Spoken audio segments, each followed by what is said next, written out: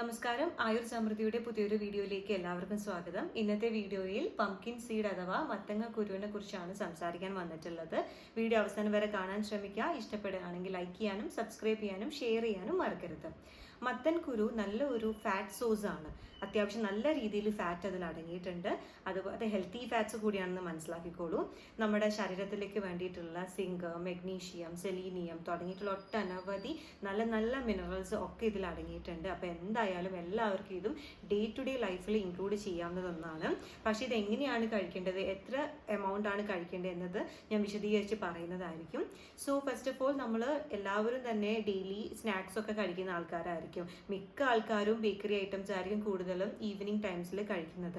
അപ്പം അതിന് മാറ്റിയിട്ട് നമുക്ക് നല്ലൊരു ഓൾട്ടർനേറ്റ് ആയിട്ടുള്ള ഒരു നല്ല ഹെൽത്തി സൊല്യൂഷൻ ആണ് ഈ മത്തങ്ങ കുരു എന്ന് പറയുന്നത്. പൊതുവെ കുറച്ച് പേരൊക്കെ ഡ്രൈ ഫ്രൂട്ട്സ് ആയിരിക്കും ഈവനിങ് ടൈമിൽ കഴിക്കുന്നത്. അപ്പം നിങ്ങൾക്ക് അതിൻ്റെ കൂടെ പംകിൻ സീഡും കൂടി കഴിക്കാവുന്നതാണ്. മിനിമം ഒരാളുടെ ശരീരത്തിന് ഒരു 25 തൊട്ട് 30 ഗ്രാം വരെ ഫൈബേഴ്സ് ആണ് ഒരു ദിവസം കഴിക്കേണ്ട അളവ്. അതുകൊണ്ട് തന്നെ ഒരു 1/4 കപ്പൊക്കെ അത്യാവശ്യം നിങ്ങൾക്ക് പംകിൻ സീഡ് വൈകുന്നേരം നിങ്ങളുടെ മറ്റുള്ള ഡ്രൈ ഫ്രൂട്ട്സിന്റെ കൂടെ ഇൻക്ലൂഡ് ചെയ്ത് കഴിക്കാവുന്നതാണ്. അതിൽ തന്നെ കോൺട്രവേഴ്സി വരുന്നുണ്ട്. കാരണം ഹസ്ക് ഉള്ളതാണ്, അതായത് അതിന്റെ കോട്ടിംഗ് ഉള്ളതാണോ കഴിക്കേണ്ടത്, അഥവാ അതിന്റെ തോട് മാറ്റിയിട്ടുള്ളത് ഉള്ളിലുള്ള ആ ഒരു കുഞ്ഞ് സീഡാണോ കഴിക്കേണ്ടതെന്ന് ഒട്ടനവധി പേര് ചോദിക്കാറുണ്ട്. നമ്മൾ മനസ്സിലാക്കേണ്ട ഒരു കാര്യം, നമ്മൾക്ക് പലതരത്തിലുള്ള ഗ്യാസ്ട്രിക് ഇഷ്യൂസ്, ദഹന സംബന്ധമായിട്ടുള്ള പ്രശ്നങ്ങൾ, ഇൻഡൈജഷൻ പോലുള്ള ഇഷ്യൂസ് വരുന്നുണ്ടെങ്കിൽ ദയവ് ചെയ്ത് നിങ്ങൾ ഈ പംകിൻ സീഡിന്റെ ആ ഒരു കോട്ടിങ് കളഞ്ഞിട്ട് അകത്തുള്ള ആ ഒരു ഗ്രീൻ സീഡ് ഉണ്ടല്ലോ അത് നിങ്ങൾ കഴിക്കാൻ ശ്രമിക്കാം. അതുപോലെ തന്നെ ഇത് സോക്ക് ചെയ്യണോ, സോക്ക് ചെയ്യാൻ പാടുണ്ടോ എന്നൊക്കെ ഒത്തിരി പേര് ചോദിക്കാറുണ്ട്. നിങ്ങൾക്ക് സോക്ക് ചെയ്ത് കഴിക്കാവുന്നതാണ് ഇപ്പം നിങ്ങൾക്ക് ഇതുപോലുള്ള ഗട്ട് ഇഷ്യൂസ് ഉണ്ടെങ്കിൽ. സോ രാത്രി കിടക്കാൻ നേരത്ത് ഇത്തരത്തിലുള്ള പംകിൻ സീഡ് നമുക്ക് വെള്ളത്തിൽ കുതിർത്തിട്ട്, കുറച്ച് തിളപ്പിച്ചാറ്റിയ വെള്ളത്തിൽ കുതിർത്തിട്ട് നെക്സ്റ്റ് ഡേ നിങ്ങൾക്ക് അത് ഈവനിങ് ടൈമിൽ നിങ്ങൾ കഴിക്കുന്നുണ്ടെങ്കിൽ അപ്പം കഴിക്കാം. അതല്ലെങ്കിൽ 10 to 11 o'clock കഴിക്കുന്നുണ്ടെങ്കിൽ കഴിക്കാം. ഏറ്റവും ഉത്തമമായിട്ടുള്ള ടൈം എന്ന് പറയുന്നത് മോർണിംഗ് 10 to 11, നമ്മുടെ ബ്രേക്ക്ഫാസ്റ്റ് ഒക്കെ 1 മണിക്കൂറൊക്കെ കഴിഞ്ഞ് ഇത് കഴിക്കുന്നതായിരിക്കും. അതുപോലെ ഈവനിങ് 3 to 4 ഏതെങ്കിലും ഒരു ടൈം ചൂസ് ചെയ്തോളൂ.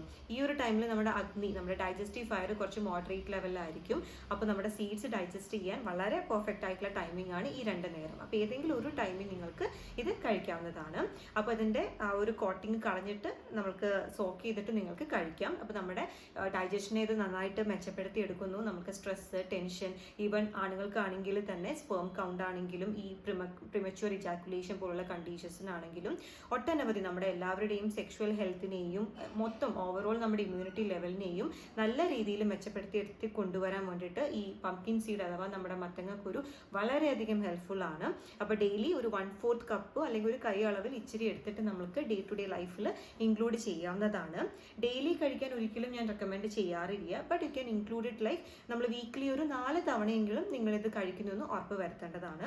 അതുപോലെ തന്നെയാണ് തൈറോയ്ഡ് രോഗികളുടെ കാര്യം. അപ്പം ഹൈപ്പർ തൈറോയിഡിസം പോലുള്ള കണ്ടീഷൻസ് ഒക്കെ ആണെങ്കിൽ നിങ്ങൾ അമിതമായിട്ട് ഈ മത്തൻ കുരു കഴിക്കുന്നുണ്ടെങ്കിൽ ഡെഫിനറ്റ്ലി അത് നിങ്ങളുടെ അയോഡിൻ അതുപോലുള്ള മിനറൽസിനെ ഫ്ലഷ് ഔട്ട് ചെയ്യാൻ ചാൻസസ് കൂടുതലാണ്. അപ്പം അമിതമായിട്ട് കഴിക്കാതിരിക്കുക.